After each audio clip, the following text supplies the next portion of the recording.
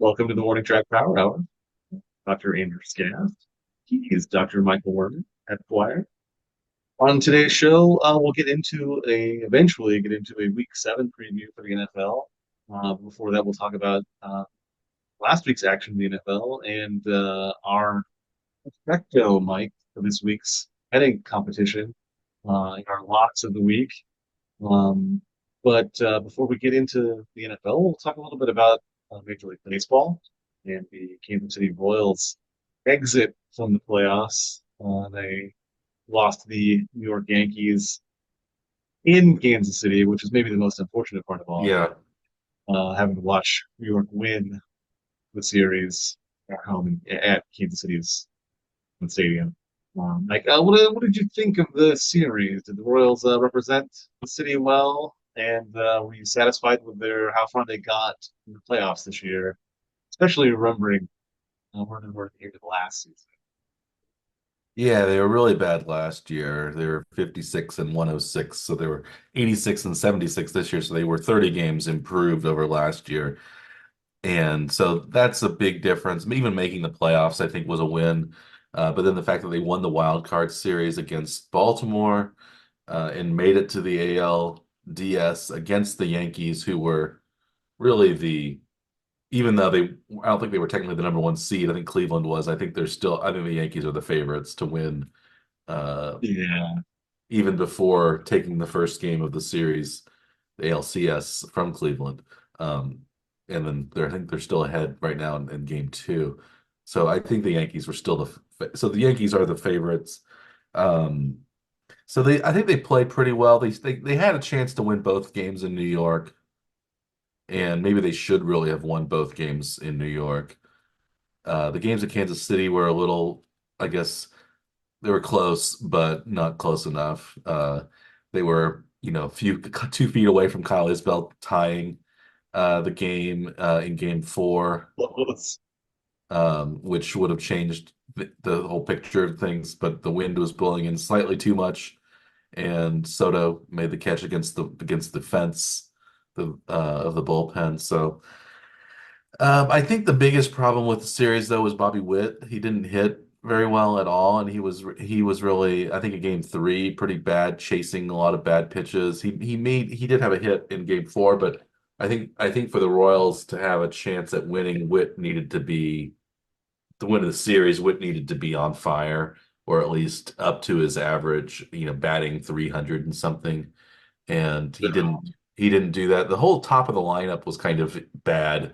It was really the bottom and kind of middle of the lineup that kind of carried the Royals during the series. So I think Yeah, Pasquantino didn't really do much. Um, but that's a thing that I think we've talked about before. Pascal even being placed on the roster and being made available for the series was for the playoffs at all was kind of Surprising. questionable. Yeah. He had a thumb injury, and usually, timing issues are kind of and trying to hit Yeah. a baseball at a professional level. So I mean, I don't know that we could really have expected a lot out of Pasquantino. I don't think I No. wasn't expecting much. I was wondering if they played him, then was that going to have an effect on like was he going to be able to hit? He got a was up base a few times in the Baltimore series. Yeah. Didn't really do anything in the Yankee series. And like if he had another week or 2 weeks, like maybe he would have been fine. But the thumb Yeah. injury also kept him out of the defensive Hmm. positions as well. So they were forced to really change their lineup around to accommodate Yeah. Pascal being there. So Gurriel had to start at first base every time because they didn't want to use Fermin as a catcher and then have Sal play first in the playoffs. So like bringing Pasquantino back had several other like butterfly effects that the team had to make decisions around, and the team already is terrible at making decisions. It's like Mhm. how they choose to do anything is they're just awful at it. So like lineup construction has been a problem all year. Some of those things could have been avoided, like maybe if they didn't put Pasquantino on the roster, then recover from maybe the first week or so, and then maybe looked at putting him in, for the next series if they got that far. But we don't know if they would have any. There were already problems with the roster for that in the lineup itself. Like shuffling Massey and Tommy Mhm. Pham leadoff spot. Like all that Yeah. is, weird things to do. Um, it could still be doing in the playoffs, let alone, even like a couple of weeks into the season after the spring training. You usually don't make those kind of like big moves, especially like number one in the lineup, not just, Yeah. out of position. So it's really odd, and they do things that are weird. And I think, something they should have done a long time ago was just move everybody up in the lineup one spot and just have Whitley off. A lot of those problems that we saw in the playoffs, I don't think maybe would have even happened. Yeah. Like, like they were worried about having Massey hit against a lefty, late in a game. So like they would sometimes pull him away, or they'd, stuff like that. It's like you shouldn't be pinch hitting for a leadoff hitter. That doesn't make sense at all. If he's your best hitter, then he should be your best hitter. That's who you want in that spot. Yeah. Why was Witt just not leading off? I never understood that, you know, going back 2, 3 months, Pascal first got injured and they were having trouble finding a leadoff hitter. So Yeah. I guess the idea was you want to have Witt bat get more RBI opportunities, but if the leadoff person doesn't get on, you don't have too many RBI opportunities in the first inning anyway. who So cares?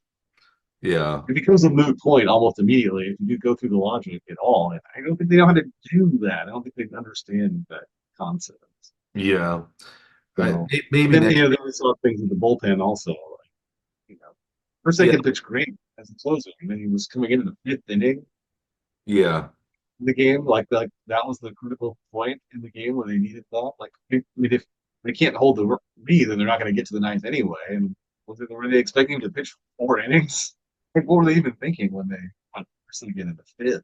Like, I guess the idea was he's your best pitcher. He's the one who can keep you in the game and not give it away. But he also let it run in, uh, and that's what extended the Yankees' lead. And then the Royals the Royals would have only had to play for 1 run rather than play for 2 runs. And maybe Isbell's not the best power hitter, so trying to get having you can manufacture 1 run. Maybe that would have been a better option for the Royals had they just like you said just done their normal bullpen usage, put I don't know, I guess Zerpa in earlier or no, that's still wrong though. Like, their advantage actually came from the fact that they actually had 5 starters this season. yeah. And So I so guess and they then should have like put Singer in for longer. Singer or They did actually Marsh, who use wasn't even on Singer. the roster for the playoffs. Yeah. Singer to one guy in the playoffs, one batter. That's all he saw. So that's all they thought of him apparently in the role. Yeah. And Lynch we never saw in the playoffs either. So like he was on the roster, but they did not use him. And Hmm. so like most teams don't have 5 decent starters, and the Royals actually had 5 starters. So they had 3 guys that could have been, all stars.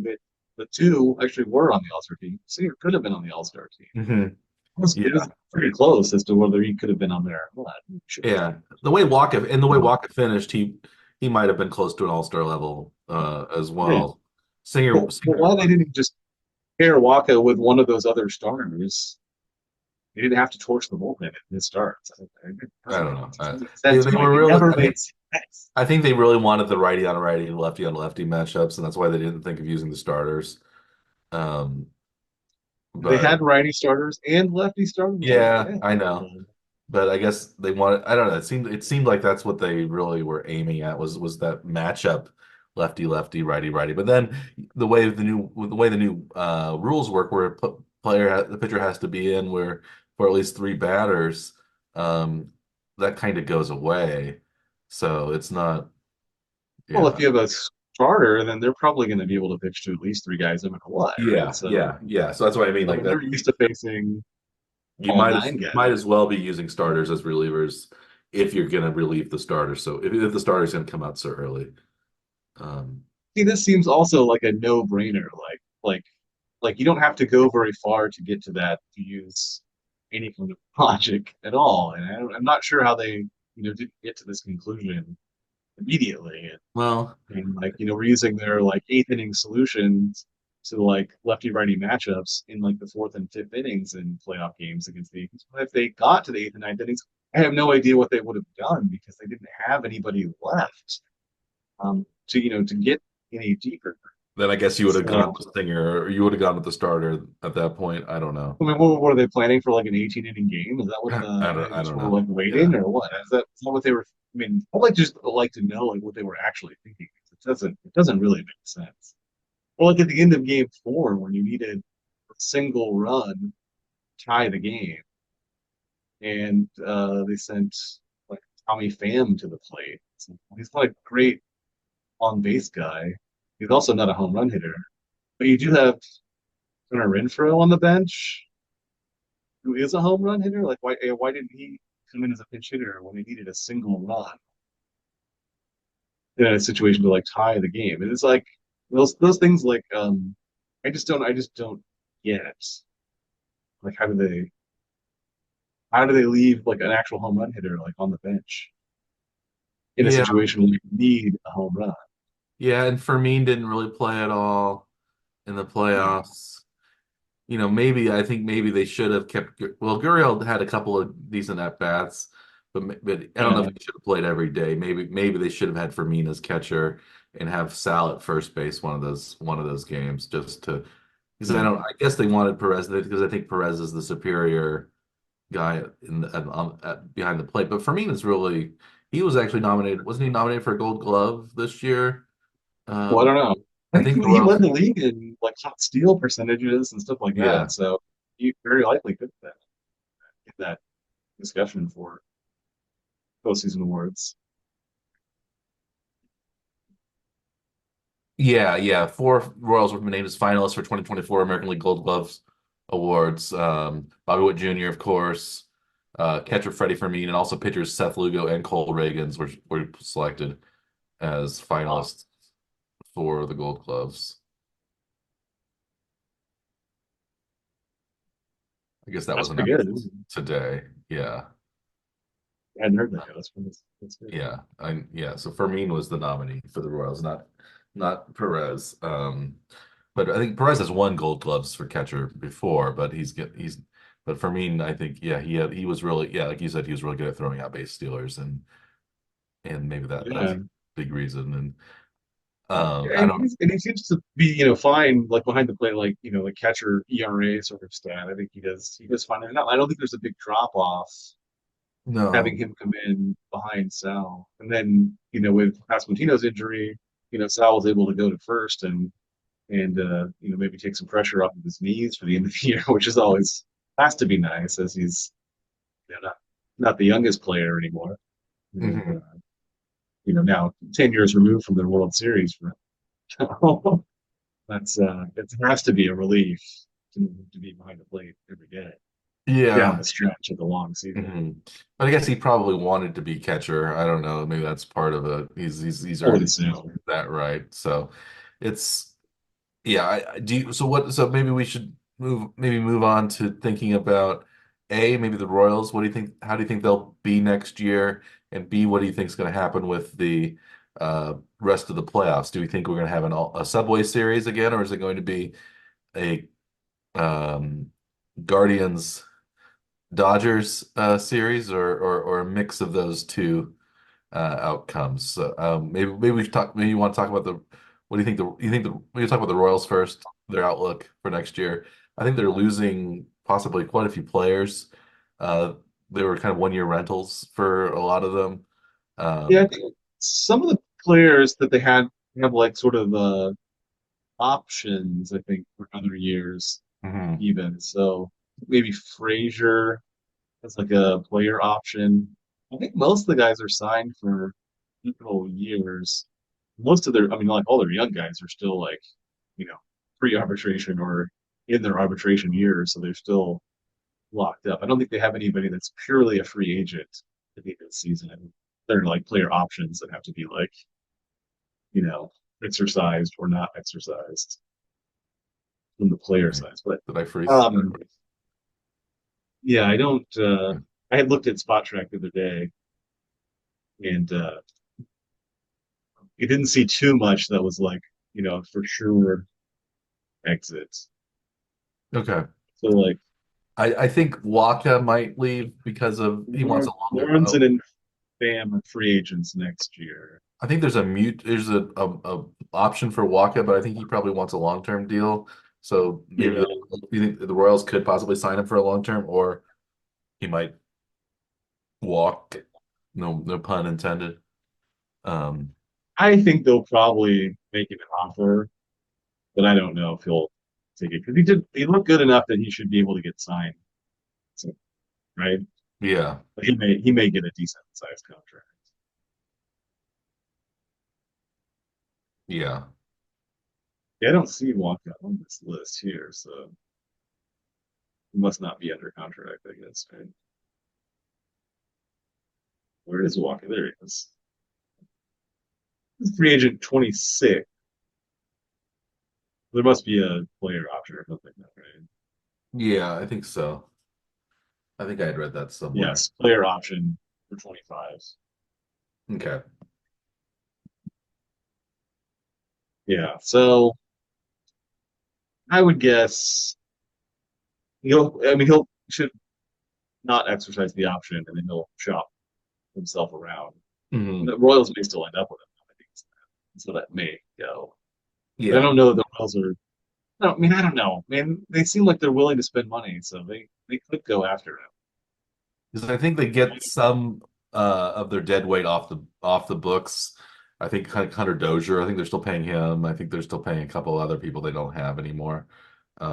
So yeah, But their that's core young players are all under contract for quite a mhm. Yes, but I think the so what do you think the Royals need if they're shopping for players for next year free agents? What do you think the Royals are in need of? this is where you and I have different, I think, for the last couple of years. I don't think they should do anything at all. Like, I think they should stay pat and they should go internal options only for like basically everything. Because I think they actually have it inside, and I'd rather see them do it that way than spend a ton of money on the free agent market to take them all from performance. That's usually what we see happen with Well, guys. I think this was the it's exception this year. this was the exception this I year. I don't think it can happen. And I don't think they make good choices with who they go for. So knowing the Royals administration groups, I don't think they should be making any decisions of Hmm. any kind. Okay. Well, yeah, I would disagree with that. I would say, I think for their bullpen, maybe they should just go with internal options. But Yeah, if Waka leaves, they probably need another starter. If I think they still I needed at least two better hitters in their lineup basically the whole season. And yeah. But so I where think, where do you put missions do you get well, those from? I think you can upgrade in out the outfield and one of the corner outfield spots, have Yeah, Melendez maybe be a part-time player, or you don't that's fine. Yeah. you don't need a combination of Hampson and Frazier and Renfro all out there playing That's two. how the administration decides how to do stuff is they Yeah, find five guys for a one yeah, position replacement and then they cycle through them until one of them steps up or the other yeah. someone or fail. So I guess you could say, so you want somebody who could be in the leadoff spot and somebody who could be a decent power hitter. And I would say maybe take the just replace the corner outfielders and Yeah. um, I mean those are guys that they probably shouldn't have been on the roster. keep Isbell in center because he's such a good defensive player and he can bat ninth Yeah. Yeah. and get He's like an extra, he's like a bonus leadoff hitter at the nine spot. So he yeah could and get get probably be a leadoff hitter if they actually two try him. two professional hitters that are a step above, Tommy Pham or a step above, Garrett Hampson. That Yeah. it'll cost more money, but I think the Royals, if they actually had a lineup that was decent top to bottom, like the Dodgers or the Yankees do, that could go a long way. And they already have Yeah. several. They have the 2, 3, 4. They have Michael Garcia, who's probably, I think a pretty good hitter, very good stolen base guy. Um, Yeah. Massey, I Maybe think more Massey, effective from like the seven spot than he is at the yeah, leadoff spot, unless he's like on fire, in which case just moving back up to the line. Massey kind of the same way, bat him sixth or lower, and and then have a guy that can bat one and a guy who can bat 5 or 4. behind either behind Sal or behind Pasquantino and move Sal down, even. So Yeah, I think they need I think they if they but they probably won't pay enough money to sign two good players to be those. That would be the best idea, I think, but I don't know if they'll do it. they're not capable of doing this. Is the problem. But I thought they should just bring Drew Waters and Nick Pratto back up and to see if they can fill those roles as being like backup first baseman or an outfielder, like first or Mhm. right field for Prado. And then, Yeah. Waters can play left or center if he needs to, if Isbell needs a day off. So, and then, Melendez can fill in as necessary if you want to only keep him against right-handed pitchers, that kind of thing. You know, I think they already have the solutions for most of their issues in-house to at least be decent, at least field a decent defensive team while, letting their young players figure out how to hit at the major league level if they need to. But those guys like Waters and Prado, they didn't get any opportunity to play this season. And they favored free agents from outside the organization who didn't play that well over them even when they weren't playing. So no, it doesn't seem to make sense. Again, as to how we got to this position. Yeah.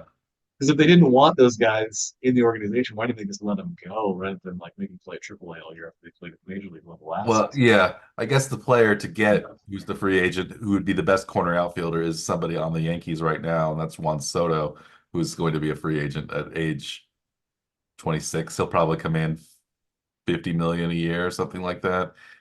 Yeah, It's- he'll be at a 200 million plus contract, like yeah, a so that would be relatively short term. So that would be the guy. He would be the guy he would be the ideal guy to get, who of course the Royals will not get because of just the way the they won't even get to talk to him, let alone have a chance at markets signing work. him. Yeah.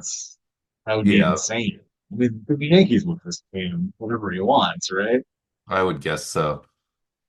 Um, Cody Bellinger is also maybe a free agent next year. But I Uh, guarantee you, if the Royals signed him, he will underperform it. yeah. But like dramatically underperform.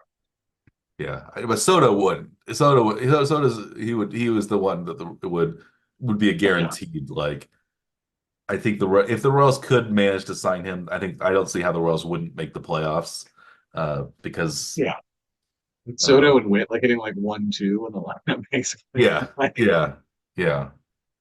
But yeah, that'd be I don't crazy. think I don't think Soto will leave the Yankees either, unless he goes to there's no room on the Dodgers anymore for like superstar players because they have somebody at every a giant contract every position. But I maybe Yeah, go maybe the Mets, maybe the I don't know Braves, one of the teams that spends a lot of money. But yeah. But it won't be Kansas City. For sure, it won't be Kansas City. no, but that would be something that would change the face of baseball. In that would be like getting some a potential future Hall of Fame player in his prime, just like we already have Yeah. Witt. Um, Signed to like a 14-year contract.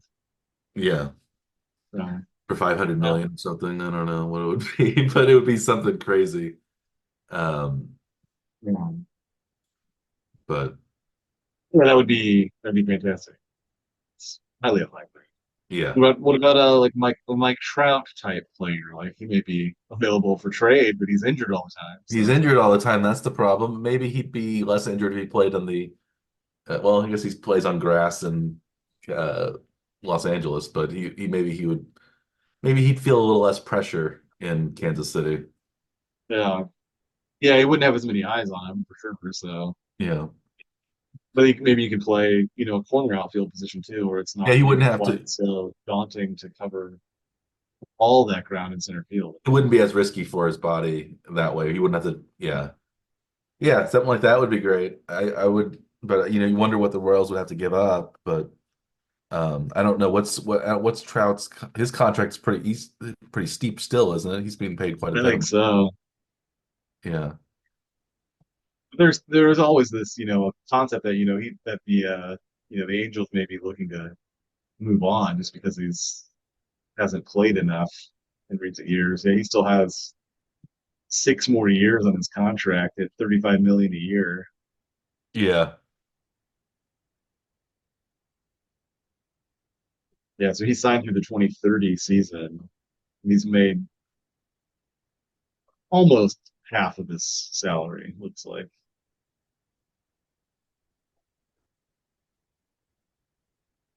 Yeah, looks like he's been paid 192 million already. Because Yeah. You'd think, well, the Angels are, I would say the Angels are more likely to take a run at Soto than they are this trade Trout, probably. yeah, You'd think. they just let Otani go. Ohtani So go. Yeah, they need a second, idea would be ideally they would have two, you know, superb outfielders again. And I guess Ohtani played DH, but they would have two superb bats again in the lineup. well, this year, I mean, last year he played in the outfield Yeah, that's true. He did play some. and was pitching for the Yeah, majority of the year until he wasn't able to anymore. So yeah. Um, but that would be my dream is to sign Juan Soto, but I don't think that's not yeah, gonna that's how not about a more realistic vision for the team? Like let's say well, like let's another Hunter Renfroe type. it would be better, hopefully higher than that. Maybe I don't like they could bring Michael A. Taylor back, or I guess Anthony Santander might be available, or Teoscar Hernandez are possibly both available as free agents, but they're um over 30. Renfroe has a player option, so I would guess he might actually re-sign with the Royals. Yeah, If it's a decent option, if it's a decent salary. So he's probably not going to get that same salary elsewhere. no, I would think. I don't. Yeah, it's But at the same time, there, I think he'd probably stay in Baltimore if they. yeah. I'd be surprised if he moved on from Baltimore. I mean, like on the free agent market. Looks like Max Kepler will be available. That's probably somebody the Royals have been very familiar with, seeing him Hmm. like for the Twins for many years. But there's nobody like that really stands out. Whit Merrifield, maybe free. He's the Well, last free agent on the right fielder list. he'd be a great, again, utility guy for the Royals, like he was for the Royals as early in his career. I love utility guys. So maybe I could see a Merrifield reunion. There's nobody like crazy on the right fielder free agent list. Yeah, The unless left it's field, look at Teoscar Hernandez from currently on the Dodgers. It's looks to be the top left field free agent. 23.5 million was his previous season's salary. okay. Yeah, he would be a good player to, again, he was the home run derby champion, wasn't he? Didn't he beat Witt in the home run derby this year? I think so, yeah. Yeah. Well, I don't know. I think these mostly are pipe dreams. We'll see the Royals cobble together, like you said, some like random veterans and that are like these guys they have this year, and maybe it'll be better, maybe it'll be worse. What do you think the Royals' chances of making the playoffs again next year are? Do you think 50-50, higher, lower?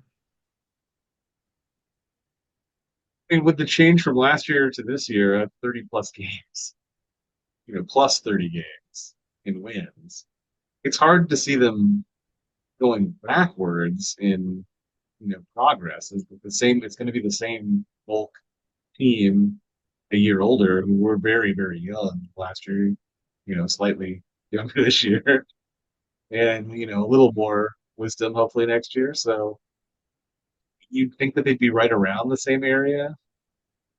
AL Central seems to be pretty competitive, so it may be one of those things where, even if you have the same number of wins, you may not have enough to make the playoffs. So Yeah. they should be sniffing the playoffs again. And that should Okay. be like their low end, their expectations, So right? above 500. Yeah. Yeah. Did you like seeing from the Royals like how they handled the end of the series though? You can see like Bobby Witt on the top step watching the Yankees celebrate their Mhm. win, like trying to like soak it in, seemingly not wanting to forget what that felt like, losing a Yeah, series. sometimes that works, but Appreciate sometimes that, or do you think that was not maybe not what you wanted to see? I don't know. well, it reminded me a little bit of Stephon Diggs watching the Chiefs win, and it didn't really help Buffalo too much in future Yeah. years. But I don't know if that's Diggs's fault. Of course, Diggs is gone now to Houston, but I think that was something I think that you'll see occasionally. So I don't think it was bad that he stayed and watched, but I think it was if he had played well, I don't think that would have been necessary. So but yeah, so speaking of the Yankees, looks like the Yankees are up 6-2 now in the eighth inning. So they're going to probably take a 2-0 lead over the Guardians, going back to Cleveland. So it looks like maybe I think the Yankees are going to win this series unless something really radical happens in Cleveland. And I know the Mets and the Dodgers are tied 1-1. So I think it'll be a Yankees either Subway Series, Yankees Mets, or the Yankees Dodgers series that I'm sure Major League Baseball has wanted for years. A rematch, I believe, of the 1981 World Series, I think was Yankees Dodgers. And a whole slew of 50s and 60s World Series Yeah, yeah. When back when against the them. Dodgers were yeah, some of those when they were in Brooklyn, and some of them were in Los Angeles.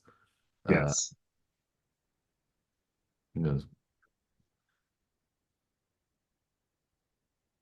let's see what And I think those are the two teams that have met the most in the World Series, but it hasn't been for a long time. yeah. So Yankees Dodgers.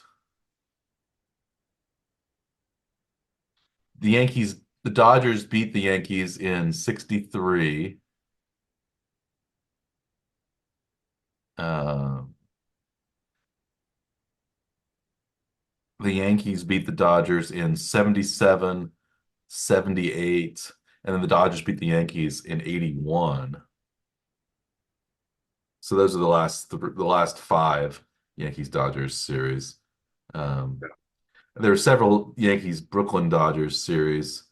56, the Yankees beat the Dodgers. 55, the Dodgers beat the Yankees. 53, the Yankees beat the Dodgers. 52, the Yankees beat the Dodgers. 49, the Yankees beat the Dodgers. 47, the Yankees beat the Dodgers. 41, the Yankees beat the Dodgers. So that was pretty common for a while. Uh, Yes. yeah. Um,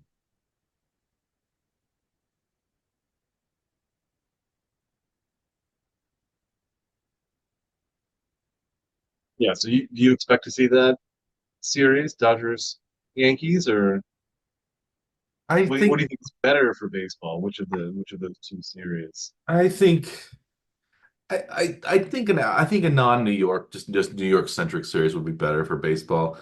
I think the Dodgers have been the best team overall the last 5 or 6 years, but I think they only have one World Series, and that was the strike year, I think, that they For won. the COVID year. COVID, I mean the COVID strike, I mean COVID Yeah. year, not strike year.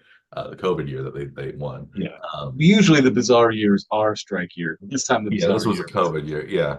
I was thinking, yeah, I don't know why I was just thinking, yeah, when they didn't play very many games, that was the yes. year the Dodgers won.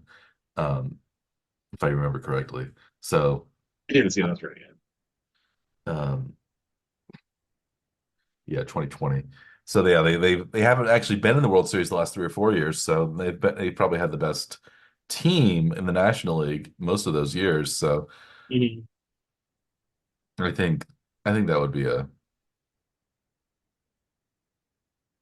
I think that would be the right matchup. But and you want to see I think you'd want to see Otani against Judge, the two MVPs probably in the league.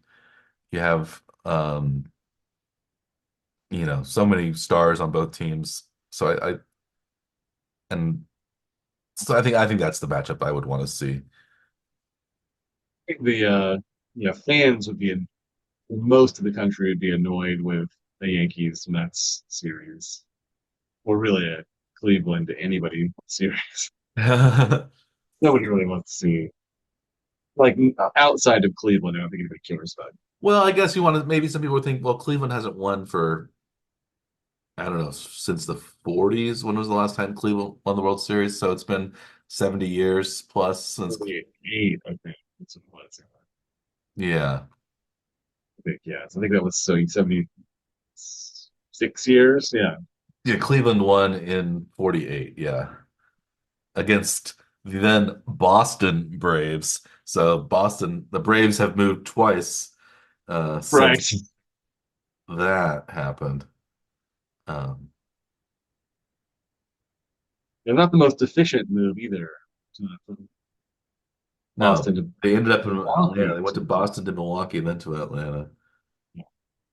Um, Like some of the connecting flights that you might end up with, where it's this is not been on the way. This is a I long ways out a detour, right, to get home. yeah, I guess the Braves. I didn't realize the Milwaukee Braves were only in Milwaukee for 13 years, 53 to 65. I guess I had thought they were there for at least 20 years or so. I didn't realize they were in Boston for so. I didn't realize the Braves were in Yeah, Boston through the 50s. I was thinking they probably left Boston like before World War II or something, but yeah. that was surprising to And they me. had such a significant player, on the roster there too, right? With Hank Aaron, Yeah. it's in Milwaukee, right? Yeah, he started out in Milwaukee, then he went to Atlanta, and then he followed them to Atlanta. Yeah. And apparently, the Kansas City Athletics were they were trying to the Atlanta wanted the Kansas City A's to move to Atlanta, um, Well, but they ended up moving to Oakland in 60 and later. But at least that franchise moved, consistently in the same direction, right? yes, Instead of Kansas City to Oakland. yeah. How long were the A's in Kansas City? That long. It was less than a decade. It was the same amount of time, 55 to 67, so 13 Well, it was seasons. more than a decade, just over a decade. Yeah. 13 seasons and 53 to 65 for the Braves and Milwaukee. So they were each, I guess Hmm. interesting. They were each there for 13, they were each in their second city for 13 seasons. And then, Yeah. A lucky uh, 13 years, and then they moved on. yeah. Well, now I guess the current Braves, I don't think they're moving from Atlanta anytime soon, but the A's, of course, are moving to their fourth city of Las Vegas, but I think they might have another city in the meantime. Aren't they moving to Sacramento maybe or someplace Sacramento, yeah. else for a couple of years while the stadium gets built. I think they're playing in a minor league stadium there, I believe. Is that the plan? Yeah,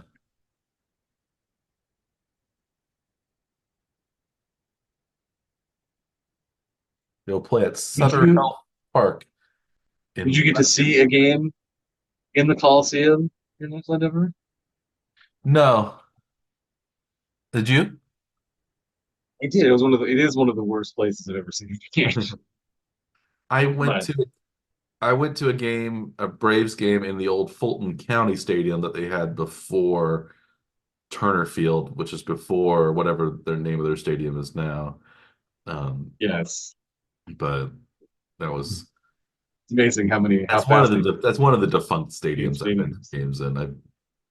I went to a game when I was a little kid in Toronto when they played at Exhibition Stadium, the one before uh, Rogers Center Skydome, and that was interesting. That was a football Yeah. stadium, and I've been to the Kingdome. I went to the Kingdome in Seattle. Um, the well, I guess Old Yankee Stadium. That was the remodeled version of Old Yankee Stadium. I went to some Yankees games there, but those are the defunct stadiums I've been to. Um, defunct baseball stadiums. I guess I went to the Metrodome, but I saw the Chiefs play the Vikings there, and that's gone. And I also went to Mile High, but I saw the Chiefs. play the Broncos there. So there's several defunct stadiums I've been to, but and yes, those were baseball parks for a little while, but I saw football games there. Yeah. Yeah. Because Mile High, I think the Rockies played there their first season, First couple of years maybe. Yeah. at least. Yeah. Yeah, at While least a Coors couple years. Field was built. I went to a couple games in Coors Field, but I didn't see games in Mile High though. But yeah, that Coliseum was not a great place to get to. Mm. And it was very ugly, like walking around anyway. The park was fine, but the fans were pretty good in there though, I thought. They were very like locked in to the game and paying attention to knew what was happening. Where I've been to some other parks where Mhm. fans didn't seem very knowledgeable about the game at all. Like that because I went to a game like 2 days before in San Francisco for the Giants game. And most of the fans there weren't paying attention. They were just like doing other stuff and walking around. And it was more of like a tourist spot than it was a people watching a baseball game. Oh, yeah. It's funny doing the like crowd watching at different parts, Mhm. seeing like after them. It's just very different at different places. Should, should we move on from baseball to football since we've started mentioning a couple of football venues? Maybe talk Sure. about this past week's football action and our bets of the week. So we wrapped up week 6 in the NFL this past week, and did anything did any of the results strike you particularly? Were you surprised by the Detroit demolishing of Dallas, for example, or um, the I guess the big the high scoring games of the week? It seemed like everybody was scoring 35, 40 points. It seemed like at least most of the games there were so many really high Up to scoring 51 games. even, right? So Yeah. double team got close to 50. One team went over 50. It was pretty Hmm. nuts season week that week. Uh, in like the Monday night game was close, but it wasn't fun to watch. I don't think A lot like of there were penalties were goals. being Yeah, called. lots of penalties. Um, I was kind of hoping for more from the Washington Baltimore game. I really wanted to see Washington like figure out how to keep that one a little closer or possibly win it. But that was the Yeah. only game I was like sort of like really wanting to go one direction, but it didn't go that way. But yeah, I mean the main thing for us, the Chiefs were off this week, so we were less invested as a fan and as a viewer probably. So if we didn't have our betting competition, I probably wouldn't have even really paid attention to Yeah, the game. but maybe being less invested helped our betting on the week because we were each 3-0 in our locks of the week. They were actually real locks this time. They weren't just fake imitation unworking locks like they've been in previous weeks. So we were 6-0 in our locks of the week. Should you want to review our locks and how well we did? Um, Sure. And most of them weren't very close, even like we were no. like they were Well, very solidly in favor for yeah, many of them, which is yeah, nice to see, which makes them more of a lock, right? Too. Then. So that's yeah. that's always We even had a lock of the week, even though it was a mistake. So we'll talk about because we had thought, or I had thought that the Chargers were 3-point underdogs at Denver. They were actually 3-point favorites at Denver, which was kind of surprising to me, actually. I thought they would have been close to a pick 'em at that game. But even though they were 3-point favorites, I still won the bet because they won by 7. They won 23-16. So the Chargers saved me either way, even if I made the mistake of betting on the Chargers at -3 instead of +3, like I thought. The Chargers still beat Denver 23-16, coming off the bye and winning at Denver at the former Invesco Field. I don't know what it's called now. It's going to change the name to something else. Um, if you knew that they were 3-point favorites, would you have made that bet, Mike? Would you have Probably stuck with it? not. I It's in Power Field at Mile High now. Um, I don't know if I would have made that bet. So maybe being misinformed was actually a good thing here. So I don't, yeah, And then but now you're thankful for the Chargers then too. Is that right? yeah, thankful for the Chargers to win by a full touchdown to save me embarrassment from making the wrong pick. So I'll get that out of the way Yes. first. The Chargers as 3-point favorites, winning by 7 points. They still tripped the over in the over under. The over under was I think 35 and a half. So they got to 39. So that wasn't good for me because I picked unders in all the games. And I think I only got 4 out of the 14 games right. And I think you only got 5 out of the 14 games right, doing a mixture of overs and unders. So this was not a very, neither of us did very well in the over unders this week. We both did pretty poorly. Yeah, it seems like I you only had five. I went over five times, and on those overs, I only got uh three of them. So I still missed.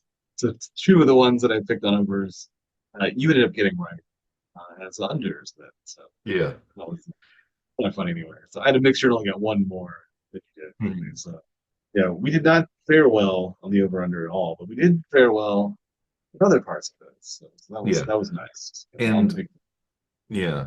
How about your first lock of the week? What did you do? How did you how did it go for you? my the first like game in the week anyway was a Thursday night game, San Francisco Seattle. I had San Francisco at minus 3.5 on the road. They did manage to cover that one pretty easily. It was 36-24 was the final there. Plenty of room there with a 12-point victory. And it was kind of a harbinger of the high scoring nature of the week. 60 points scored in that game. There are a lot of games that were um, that scored a lot of points on the week. There were uh, there were uh, one, two, three, five, six, seven games were over 50 in the so a full half of the games were over 50 points, which was well over the most of the over totals. So they One of my picks was one of the games. Like that one out here real quick too. One makes yeah. sense anyway. I did have the over in the Tampa Bay New Orleans game. That was a very low over under number, only 41 and a half. You know, that was going to be pretty significantly over, and it was very significantly over. 51-27 final. Tampa Bay managed to cover the over on their own. Mhm. Um, but together they were a full, 36 points over the. They were over by halftime. I think it was 27-24. New Orleans was ahead at halftime, 27-24, because they had Yeah, 27 unanswered points in the second quarter or something like yeah, that. that's already two scores over the whole game. Yeah. Interesting. It's not the same. Well, yeah, I did terribly on the over-unders, except my two locks where I did pick unders for both of them. Um, my best, easiest win for the under was Cincinnati versus New York Giants, what turned out to be the Sunday night game. I had them under 48 and a half. I think it got as low as under 46 and a half later in the week. So I picked them at the right time, but that game was only 17-7, so 24 points. So it was less than half the number of points were scored in that game compared to the under. So I feel pretty good about that one. Even if there had been a late touchdown at the end by the Giants to try to get close and tie it, and then even if the Giants had somehow or one of the teams either been couple, it could have been three more touchdowns scored, and it still would have been under. So I Yeah, that was a good good one for me. And the that other, I game guess, was a little. The game was a little closer than I thought it would be because I think the Cincinnati got a touchdown relatively late. It managed to cover the spread there because I had that pick as my yeah. third pick of the week, and I was sweating it a little bit because that was the last game I think that we had in our in time at least, even though it was a Sunday night game, we Mhm. neither of us had bets on the Monday night game, so 6-0 came down to Cincinnati scoring that last touchdown to ensure the cover on the 3.5 points favorite line that Cincinnati had. So it was getting a little hairy there towards the end, but then Cincinnati managed to hold on. Yeah, Not yeah. because if they gave up a touchdown back, they may not have covered that, right? Because like Mm-hmm. the extra point may have taken it to only a 3 point lead, and that would have been a little too close. Yes, indeed. So thanks, Cincinnati. It seems weird us thanking the Chargers And the Bengals this Bengals. week Yeah, for part of our yeah. picks. That yeah, It works though. uncharacteristic As a bet, for I our guess team. betting makes gambling makes strange bedfellows, as they will say. Um, and my final lock of the week was my closest when it comes to the unders. That was Arizona Green Bay. I had the over under when I made the bet was 49.5. I think that went down to 47.5 at one point. So the final score was 34-13 Green Bay. So they scored 47 total. And I guess that large part of I think I had thought that Green Bay was going to win that game, or at least, but I thought Arizona was going to keep it close, and I thought luckily, maybe not luckily, but for the over under, I guess because Marvin Harrison Jr. was injured early, that kind of signaled the end of Arizona as their best receiver went down with a possible concussion. Um, so they didn't score very many points on the day. And Green Bay scored almost enough points really to cause my over under to become an over rather than an under. But fortunately, Arizona only scored 13, so it wasn't too bad. So the total was 47, and so I was 2.5 points under where the under. So one field goal either way would have done me in. So I feel fortunate. Yes. Yeah. So yeah, thanking Green Bay and Arizona for not being better offensively, I guess, is that Yeah, yeah. Well, also Green seems Bay like was pretty good offensively, so it's yeah. thankfully that Arizona wasn't themselves fully. Yeah. And on the week on the whole, I actually finished about $100 over uh, because I did so well on the money line. We each got 12 out of 14 on the money line. I got 9 out of 14 on the spread, so that made up for my terrible 4 out of 14 on the over under. So I ended up breaking just about even, but winning about $100 total. You had a better week. You really made up for your bad week last week and won nearly $800. How'd you do it, Dr. Scaff? Yeah, this week for me it was money line. We were both 12 out of 14. The spreads I ended up with 11 out of 14, which is really pretty strong performance. So apparently the NFL made a little more sense to us, at least in the games outcomes themselves. But yeah, the point totals didn't do us any favors. If we had No. done well on the over unders, on the over unders, then we could have really cleaned up the top. Yeah, if I had gone uniform over instead of uniform Yeah. under, I would have gotten 10 out of 14. And but I also would have finished only 1 and 2 in my locks of the week. I'm what is our score on the year now for our locks of the week? So the lots with both of us going 3-0 this week. You're up to now 7-11 from 4-11 previously. So you're down $400. I went positive now, so I'm 10-8 on the season now, plus $200. So Okay, I'm catching up. remain. I think I've been 5-1 the last 2 weeks on the That's right. over under, so that So, really so was I. So you haven't yeah. been able to I make haven't up the caught up ground to with you, but me. I've been able to at least make it look more respectable in my locks of the week. So You've been uh, erasing debt. It's basically what yes. on So your locks. And a on the couple. betting board, then I have now cleared my debts. I'm up $20 in the season. All of the bets that we have made up $20 now. Like, It's good. yeah, erased what was like $1,100 deficit after. 2 weeks ago.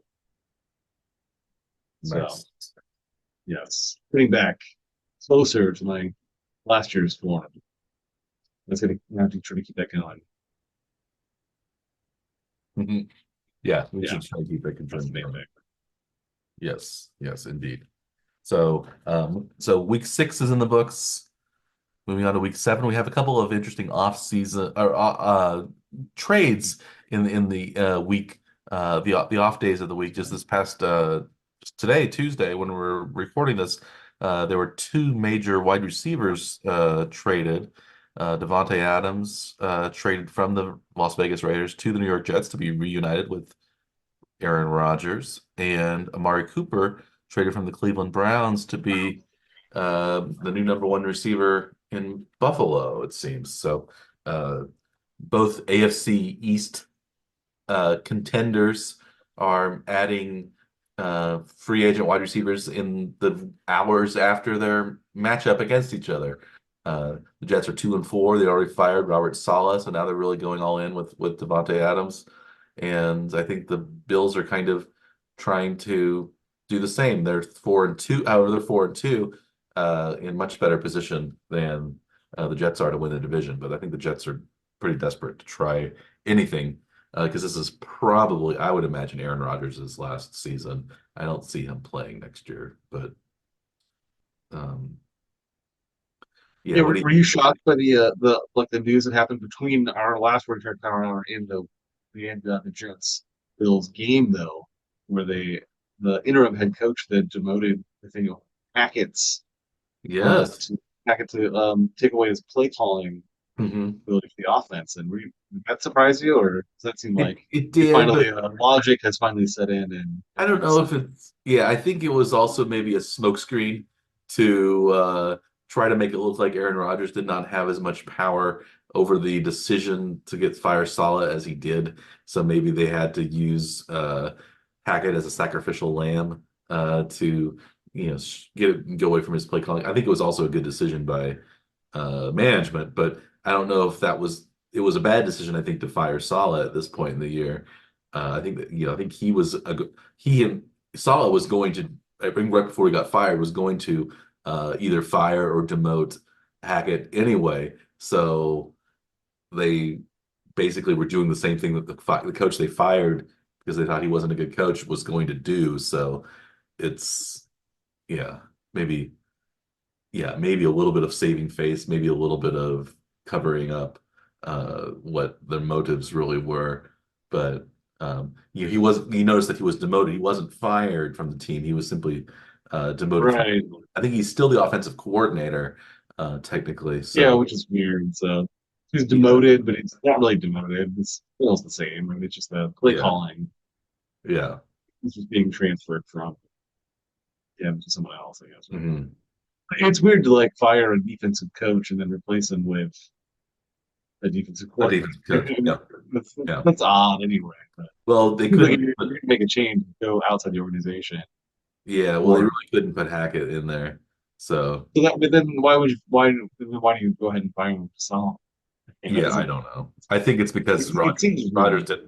didn't like Salah, and that's why. And you want to keep him Yeah. happy because he's a prima donna, and you think he's the only chance that you have to make the playoffs is if you're keeping him happy. So that's why you bring Devontae Adams. That's why you brought in Alan Lazard. That's why you brought in all these former Packers to be there. So Yeah.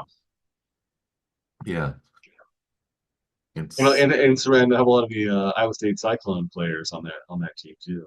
oh yeah, All did play pretty well this season too. They actually are looking really good. Lazard is one of those guys. He was an Iowa State mm-hmm. guy.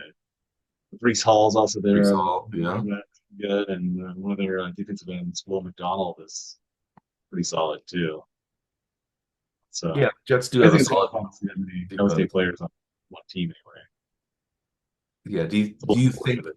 which team do you think will benefit more, the Bills with Mark Cooper or the Jets with Devontae Adams?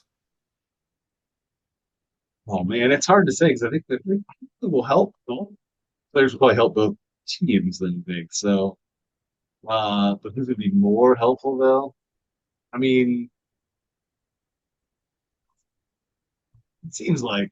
Devontae Adams and Aaron Rodgers had a big rapport in Green Bay. So, I mean, any improvement there is going to be seen as a huge success, probably. So, Yeah. and Buffalo's already pretty good. So, I'd probably say Jets. Okay. I Just don't on a quick, having not seen it happen yet anyway. That's probably what I would predict. What do you think about that one? Is that I don't know if either team either like I don't think midseason wide receivers really move the needle that much because there's so much is the systems that maybe they come from might be very different and they have to learn all the new routes and all the new plays and stuff. So it's probably going to take 3 or 4 weeks, I would imagine, to just kind of get established in the game. Yeah, I think they're going to try to. I think with Rodgers and Devontae Adams, they're going to try to run a lot of old Green Bay plays, even like it's Nathaniel Hackett there. Um, yeah, it's Hackett Rod, too. It's not just they don't even have a different offensive coordinator, right? It's the same guy. Yeah, Cooper, I think will have to like learn more probably to go. I don't know how similar Joe Brady's offensive system is to the Kevin Stefanski, whoever the offensive coordinator is now in Cleveland, system. So He wasn't it's there that long, was he? he was in Dallas and then he was in Cleveland for a couple of years, and I guess he started out in Oakland and then went to Dallas and then went to Yeah, Cleveland. So maybe he's used to maybe he's played in a system similar to what Buffalo runs, but um, I think it takes a little while for receivers. At least it seems like for the Chiefs, it takes almost a full year for a receiver, or at least a full off season to adapt and do well. Like Juju was one of the few, I think, receivers who came in from another system and excelled in their first year with the Chiefs. It's yeah, it takes the other guys, a little bit longer, sometimes 2 years to kind of get with it. And sometimes people don't ever seem to develop in the system, Sky Moore's and Nicole Hardman's, people like that. yeah. So I heard, but the Chiefs, to make room for Amari Cooper, Marquez Valdez-Scantling was released by Buffalo. Will the Chiefs pick up MVS again, do you think, as their um, as their latest reclamation project from former Chiefs teams? The Chiefs like to bring their own guys back. They brought Kareem Hunt back. They brought Juju back. They brought Mecole Hardman back. Uh, Now, Fortson, don't forget Fortson. yeah, Jody Fortson back. Yes. So maybe it's time for an MVS reunion. I don't think I would expect to see that. Do you think it'll happen, or what do you I think? I don't know. It's a rumor. You'll see it's popped up on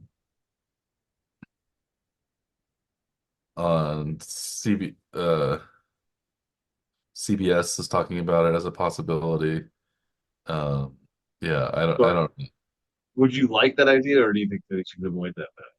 I don't think he was great, but he was big in a couple of playoff games for the Chiefs, so he has some good rapport, and I think maybe he's a step above Sky Moore, so that might be a Well, so yeah, maybe if he's a third or fourth option, maybe that's hmm. fine, as opposed to trying to be like the number one or number two guy, Yeah, if he's behind, like I they guess kind of he'd tried to do his he'd last be few years. behind Smith-Schuster and Worthy probably, maybe up there with Watson as a 3-4. Yeah, so, yeah, maybe it would work if he doesn't have that high of an expectation initially. Hmm. Yeah, he had Maybe a big AFC Championship game 2 years ago against Cincinnati. He had the big catch against Baltimore. So if he was inconsistent catching the deep ball, but if Worthy becomes the deep ball guy, yeah, maybe maybe it's not.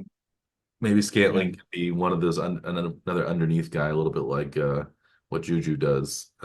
So and Juju had a great game in the last mhm. uh, week before the bye. Anyway, well, the week 5, he had a really good game in that one.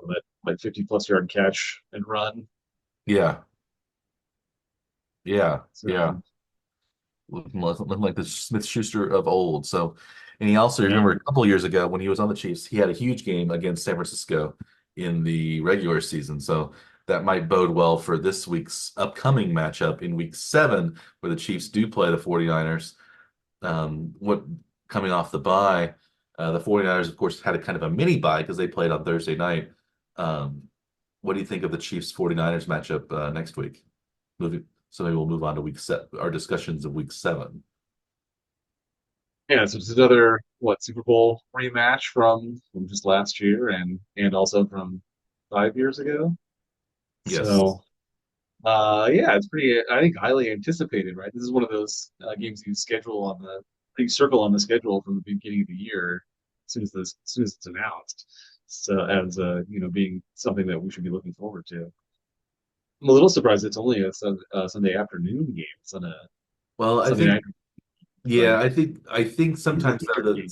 the afternoon the networks Fox and CBS they get the first pick some of the weeks I believe. So Yeah. this is probably one of those weeks where they wanted the first pick and they ended up getting. It's also going to be Tom Brady as the color announcer uh, for his first game with the Chiefs being played. So that'll be interesting, I think, to hear Brady's analysis as he Have you listened to games he's called yet? a little bit, but not a full game. So Yeah. I don't think he's done terribly.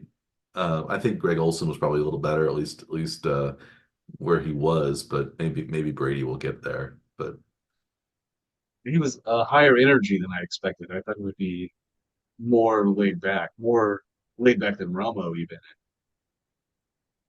It was relatively calm, at least in the booth, right? So, Romo, yeah, well, sometimes. yeah. For the most part, I mean, he sounds like he doesn't talk like super fancy, but Brady in the booth is like it just seems like he talks faster than I would have guessed that you would. But I don't know why I thought that though. Yeah, but well, yeah. So we'll see how it Yeah. goes. I believe one of your bets you made, your locks of the week is involving that Chiefs 49ers game. And so what say you on that game? What are you going safe with over under? Are you being bold and picking your hometown team? Going with the hometown team here, Mike. I did pick the Chiefs to cover the spread against New Orleans in week 5, so I'm gonna ride that again. The Chiefs are now underdogs on the road in San Francisco, plus 1.5. So I'm gonna we'll stick with the Chiefs this week. I think they've been playing well enough to win every game so far. So if they manage to win the game, then they will cover that spread. So it's not going to be an issue there. So I see them winning the game. So Yeah. that seems like a no-brainer pick for me. So Okay.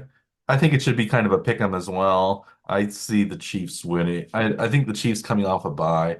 I think the last time they came off a bye and played the 49ers, they did win a big game. That was, I think, in 2 years ago, 2022 season, when they lost. I believe they lost to the Bengals and then went on the bye and then went to San Francisco and won handily, 45-21 or something like that. And so this could be. I hope it's another big win like that. I don't. It'll probably be closer than that, but I don't see. I think that's a good. I think that's a solid bet. It's always good to bet the Chiefs coming off you know a, a bye to win. and So Andy Reid teams have some ridiculous record in the bye yeah, week. yes. I think that's a solid pick. I also. Uh, Yeah, I would I'm going to be picking the Chiefs. That was not one of my locks, but I'm going to be picking the Chiefs um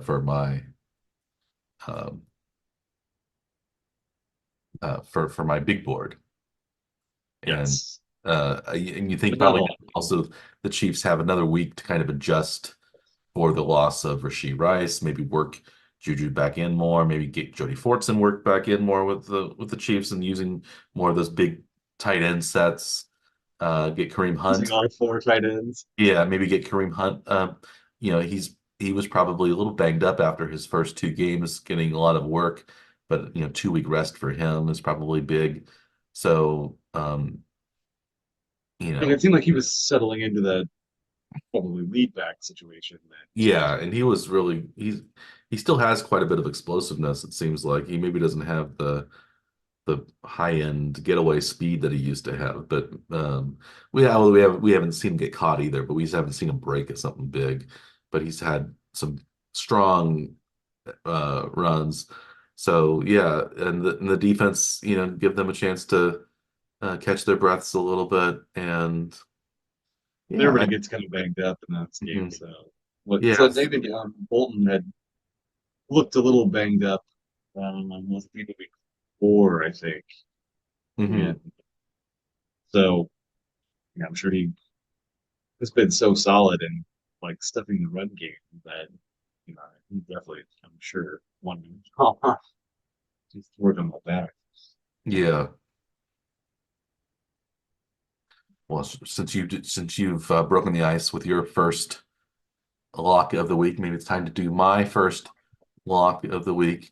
Um, so you're going out to the West Coast. I'll go out to the West Coast as well, and pick a team that maybe it shouldn't be picked, but I'm going to pick the Raiders against the Rams. The Raiders are playing at Los Angeles, the former, Los Angeles Raiders, now the Las Vegas Raiders, via way of the Oakland Raiders for a second time, are uh, going, I think, to the Rams. The Rams are favored by 7 points, which seems like a lot of points the way the Rams have been playing, which is not very well over the several um, past several weeks. The Rams did have a bye, so maybe that is benefiting them. But I think this will be as much a home game for the Raiders as any of their road games, and as much as any of their home games in Las Vegas, because I think there's still lots of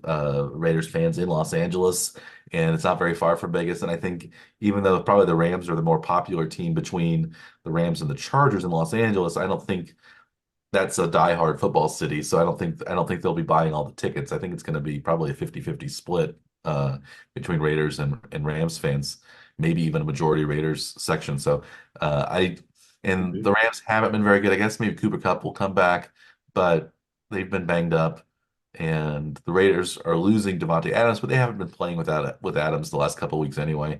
So I still think the Rams will probably win, but I think the Raiders can kind of keep it close. Aiden O'Connell, I think I don't know, somehow the games that he's involved in, other teams don't score very many points usually against his team.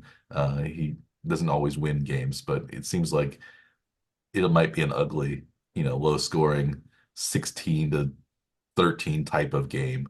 And that would cover for me. So I like the Raiders at least to keep it close and maybe even squeak out a win, possibly. But I think Raiders +7 at the Rams, I like.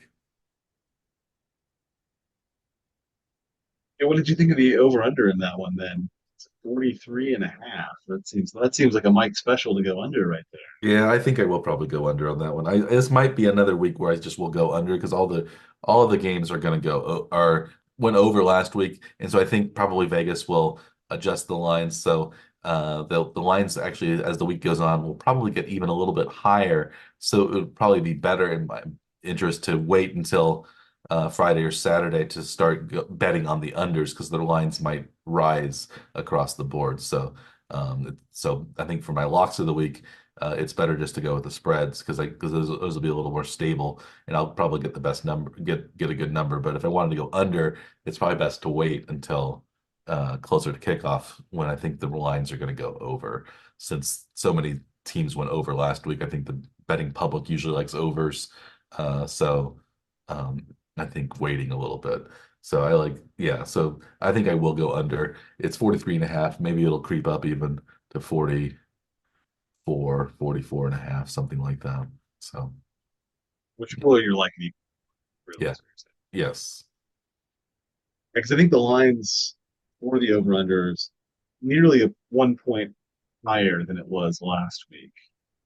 The yeah. over under. And right Maybe now, and right maybe now, oops, yeah. And right now the over odds are minus 115 for 43 and a half. So that means that more people probably have been betting on the over than on the under. So maybe that would even push it to 44 and a half. Probably going. Yeah. The Later. indicators look to be pushing it upwards. Yeah. Yes.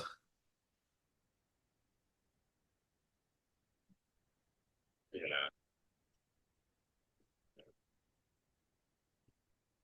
So let's see. How about your second My lock of the week? my pick, I think I'm gonna go to the Thursday night game. I see that I'm not exactly sure why, but I mean, even with Derek Carr injured, New Orleans is a 2.5 point underdog at home to the Denver Broncos, which I don't quite understand. So to me, that seems like an easy pick to look at New Orleans, likely to, I would expect to win the game at home, but they're underdogs, so that makes it even easier, I think, to make that pick. So I'm going to go with that as my second lock of the week. So New Thursday Orleans plus night 2. game, unpredictable sometimes, but you think you like the Saints' chances. I guess it'll be another few days for Spencer Rattler to be integrated into the offense a little bit more. Uh, yeah, the Denver lost a kind of tough divisional matchup to the Chargers this past weekend, so maybe they're banged up a little bit. I'm not sure. I Thursday night games I usually want to stay away from, but I could see again in the Superdome on a Thursday night, Bo Nix getting a little bit rattled and not playing particularly well. So again, he already has too few letters in his name to be a good quarterback anyway. So he On the short week, with the the short name quarterback. short week, short name quarterback. I think that's maybe a recipe for disaster. So I can see why you pick the Saints at home. I didn't even bring that up. I thought, yeah, okay. So I messed up. I should have brought that up. That should have been part of my analysis. Short name, short week. Stay away from the Broncos. That's the soundbite we needed for the Yes. segment, right? Yeah. Yeah. I don't think I have any great sound bites for my second pick, but my second pick is Philadelphia at the New York Giants. The Giants are 3 point underdogs. So I'm going to go with the Philadelphia Eagles at -3 because I think this is something we mentioned off the air. Philadelphia looks like they're maybe about to kind of disintegrate and crumble, but I don't think the Giants are the team that is going to cause them to do that. I think the Giants are bad enough that even teams that aren't playing particularly well, like the Bengals, will be able to can beat the Giants by a decent amount. And the Giants don't score too many points at home. It doesn't seem like they seem to play a little better on the road uh, than at home. So at least lately, they beat Seattle on the road. I think um, have both of their wins come on the road.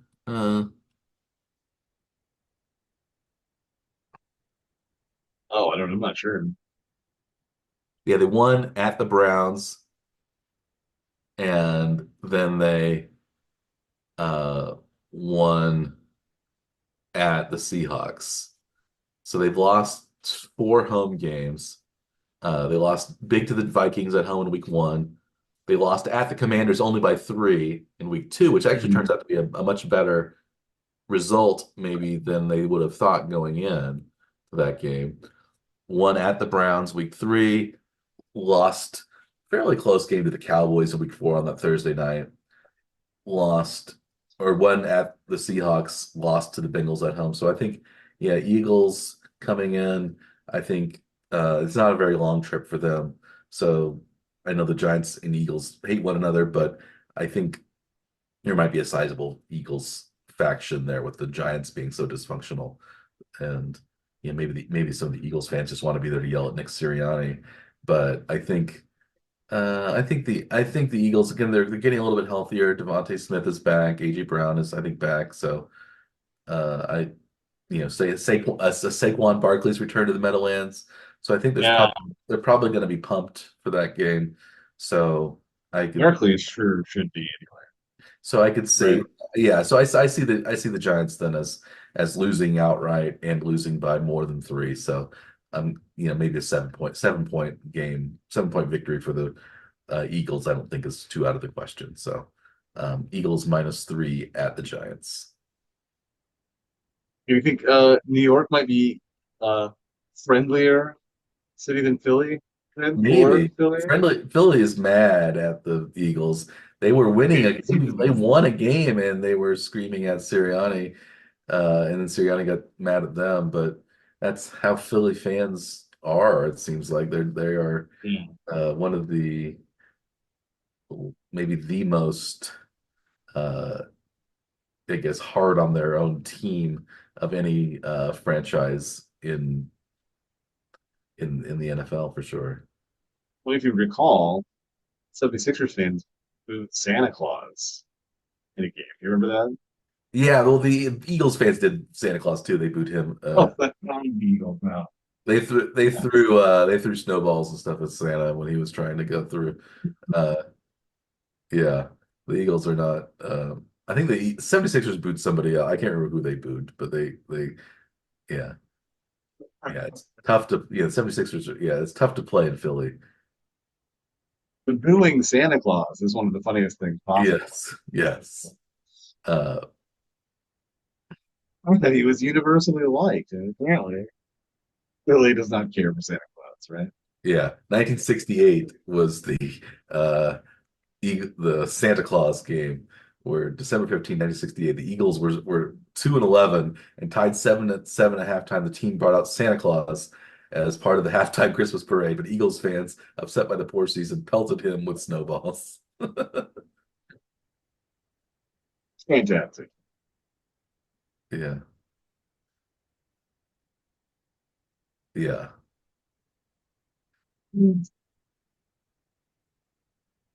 that's funny. So that goes back to the point then, right? It's yeah. Do you think New York will be considered friendlier than Philadelphia for the Eagles? Quite possibly, quite possibly. Yeah. Um, Even though I think there will be a lot of booing and jeering from the Giants fans, especially at Saquon Barkley. But I think I think the Eagles are used to being booed, so I think maybe it won't phase them too much. So Yeah, I don't think it was Barkley's fault for having left the no, Giants, though. It was the Giants' fault. It they seemed didn't like, offer him right? very much money. I don't think they gave him a great Yeah. offer. So Well, um, and then the way that he left too was like it made it sound like the team like made him an offer, and then he said it wasn't enough, and then he said that he was going to shop around, and then they asked him to let the Giants match the offer, or just to tell them about what the offer was so they could try to match it. mhm. So it's like that's not a very, friendly way to go about retaining your own No, players. That's like I mean, they basically just told him to leave.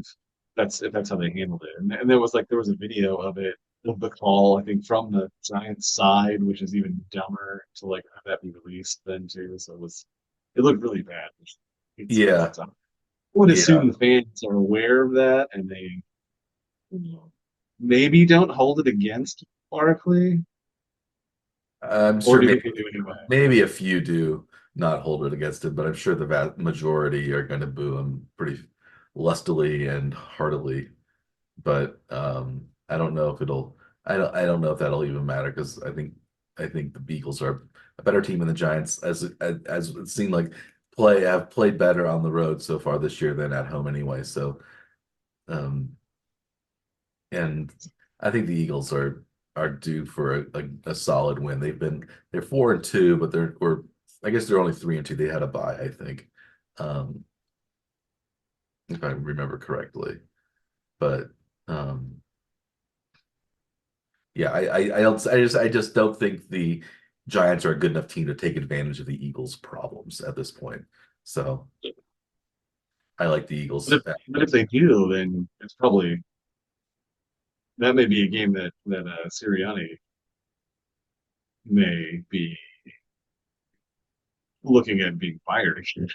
If they lose the I Giants. think I think it would start signal to be good signal the beginning of the end. I don't think if he lost to the Giants at New York, he would be fired. But unless he did something kind of outrageous, which is possible. But I think Sirianni is kind of a hothead, and it's kind of funny that he was so close to winning a Super Bowl, but now is very much maligned in Philadelphia. Things change quickly there. So Yeah, whatever you banked historically can be, eroded very quickly. yeah, It doesn't take much. If he's already like jawing with fans after a game, um, that's not usually a good sign. no, no, Because not a good sign. typically wouldn't see a coach engage with fans, unless it's like high-fiving people on the way out or something. But And not maybe you would engage with. You might get mad at the other team's fans, but you wouldn't yell at your own fans for sure. yeah, I mean, maybe you'd like point out somebody that like, you know, Hmm. the security people need to like escort away or something, but Yeah, you wouldn't like engage with the fans, right? That's not a yeah. great sign. Yeah. Let's see. So I guess my third and final pick for the week, I'm looking at one of the Sunday noon games, is the Atlanta and Seattle game in Atlanta. Atlanta's a 3-point favorite, and I don't think Seattle is a very good team just in general. So I think that 3-point line should be favorable for Atlanta. So I'm going to stick with Atlanta at -3 at home. Yeah, I think that's a little low myself. I would think Atlanta would be like maybe by 5 or 6 in that game. So I think there's They've been playing pretty well. They've handled mm, most of the teams that they've, done well enough with at least. So yeah, I don't think that seems like the line seems closer than what I would expect it to be. yeah, yeah. I like that pick. Yes, I don't think Seattle is um I think Seattle's team kind of on the way down. I think this is a rebuilding year for them. I think they had a good start, but I think that was a little bit fluky this season. So I like that pick. My final pick is the one of the Monday night games. There are two Monday night games. One of them is Baltimore at Tampa Bay.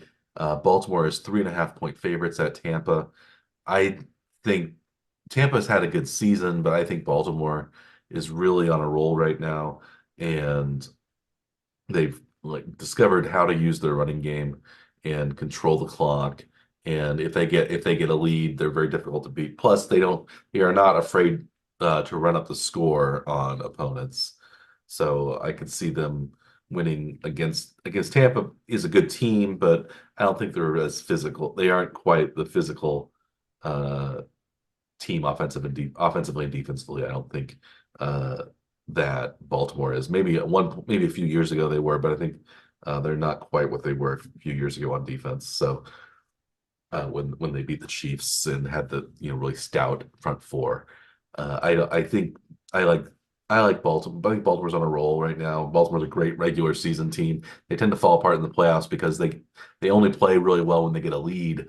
And I think so if Baltimore jumps out to a lead on Tampa, watch out. So I think Baltimore's going to win that game, and if they win, they tend to win games big. So I think I could see Baltimore winning by easily a touchdown in Tampa. So I'm going to go Baltimore -3.5. I don't like the half exactly, but I'll go three -3.5. You'd like it was 2.5, but three and a Yeah, half is a little yeah. riskier, I guess, right? I'd really like a 2.5. That's what I hope it would be, but 3.5 is okay, I guess. You're not worried about the 51 that Tampa put up last week. You don't expect No, to I see that think offense carry over to this week, I think they'll or have. will it be that high scoring? It's going to be like a 57-51 game. Is that what And you're yeah, saying? I don't think it'll be a Chiefs Rams 2018 game, but I The could 53, see 51, something like I could that. see it fairly high. I could see it something like 33 to 24 or something like that, maybe. I'm probably going to go the under again on it. The over under, I believe, is 48 and a half. 48 and a half. See? That's pretty high, but it's not the highest of the week. Uh, For some reason, Seattle Atlanta is the highest of the week, and I don't know if Seattle's going to score enough points to make the 51 and a half. I would go under 51 and a half. that actually might go down, that line. The under Yeah, the under right now is minus 115 on that one. So um yeah. so Seems to be trending that way. yeah, so I would 48 and a half, I would say under. So what did I say? I would say uh maybe more of a 31 to 17 Baltimore win. That would be 48. So that would be just under. Yeah, I could see that one going over, even though it's a high. Yeah, because Baltimore, yeah, like they like to keep scoring when they score, and they don't Yeah, they don't have the Andy Reid gentlemanly home stretch in them in the same way that the Chiefs do. So Baltimore has played some close games. The Cincinnati game was close. that's true. Last week's game was a touchdown, I guess, which is enough for the to cover the spread. That was against pretty hot Yeah, Washington team. So that's I mean that makes the pick look good. The only thing that's worrisome is the 51 points the Tampa put up last week, but that doesn't tend to carry over from week to week, no, I don't right? think yeah, it doesn't, week to week doesn't always carry over, and I think I'm not sure how well Mayfield will respond to the pressure that Baltimore will put on them. So, Yeah. but we'll see. Maybe this will be a surprise, and this will be Tampa's kind of emergence as one of the top NFL teams that they can if they can handle Baltimore. So I'd be surprised, but it would be I think it would tell us quite a bit about Tampa and their ability to contend for possibly a deep playoff run.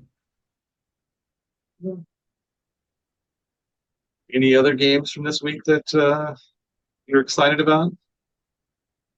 I think there are a couple of them. I think Houston Green Bay is an interesting game. I almost picked Houston plus 2.5 at Green Bay to win, but I'm a little bit I don't know. I'm a little bit wary because of the way Houston played on their last trip up north to the NFC North, and they got blown out by the Vikings. So Yeah. I think that'll be a fun game. I also think the Vikings, the Detroit Lions at the Vikings, is going to be a good game too. So those are two of the games that I'm looking forward to, both involving NFC North opponents. Uh, and yeah, I like the other NFC North team, Chicago. The Bears are in a bye, so these are Yeah. all the NFC North teams that are playing, I think, are in a couple of the marquee games. I think the Chiefs, San Francisco is the sweetest plum, but I think there's some good ones elsewhere on the. Uh, I think the Jets Pittsburgh game might be interesting, depending on who starts at quarterback for the Steelers. Hmm. It might be Russell Wilson, they're saying. Could be Justin Fields. It's maybe the first game we'll see Devontae Adams in a Jets uniform. So yeah, there's a lot. I think there are quite a few interesting games on the schedule. Any of those games uh, tickle your fancy, or you have any other games that you want to keep an eye on? I'm surprised you didn't mention those between two of your favorite teams to watch, and you talk about all the time is the Jacksonville New England. I'm like, well, why did that one not make your list? Yeah, I'm a little surprised that Jacksonville is favored by 5.5 against anybody. So Yeah, that's a question mark right there. But New England yeah. has Drake May as their starter, so maybe that's why. But I think Jacksonville has just been bad. Is that game in is that game in London? I thought it was, but I had it down at noon, so it's possible that it's not a London game. But I can pull it back up here in a second. It says it's I think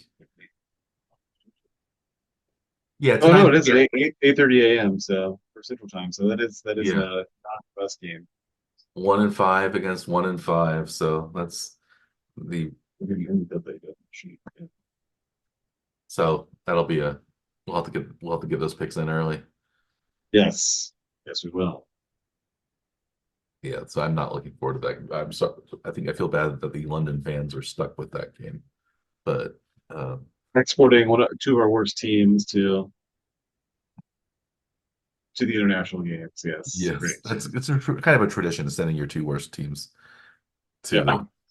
the international games. Yes. Probably because Jacksonville's usually a really bad team and they're always playing in London.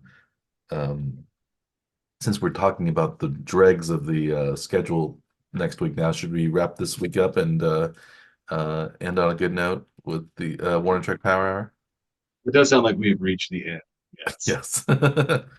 Well, that's another exciting episode in under wraps for the Warning Trek Power Hour. Um, we thank you for your patronage, your listenership, your viewership, and as always, I am Dr. Michael Werman. He is Dr. Andrew Scaff. We are the Warning Trek Power Hour. Please like and or subscribe to our podcast or our YouTube channel. And we are excited about this upcoming week, and we hope you are too. Baseball is, probably by the next time we broadcast next week, we might have a World Series opponents figured out, or at least have a very good idea what the World Series is going to be like. Or maybe we'll have two close, hard-fought playoff series by that point. Maybe the Guardians will come back against the Yankees, and um, maybe the Mets and the Dodgers will stay competitive. It's hard to say. But The Yankees did win. Yankees won 6-3, I see. Yeah. Um, so we'll have those matchups, and we'll also have, of course, recaps of week 7, a preview of week 8. And we hope if your teams are playing this weekend, we hope they do well, as long as your interests do not conflict with ours, to mimic Don Corleone in The Godfather. Or I guess that was maybe Tom Hagen who said that in The Godfather when when Virgil Sollozzo, the Turk, uh, was trying to make business. As long as your business does not interfere with ours, we wish you the best of luck. So that's what we feel here at the Morning Check Power Hour. So again, uh, good luck this weekend on your bets, and we will wish you a good day.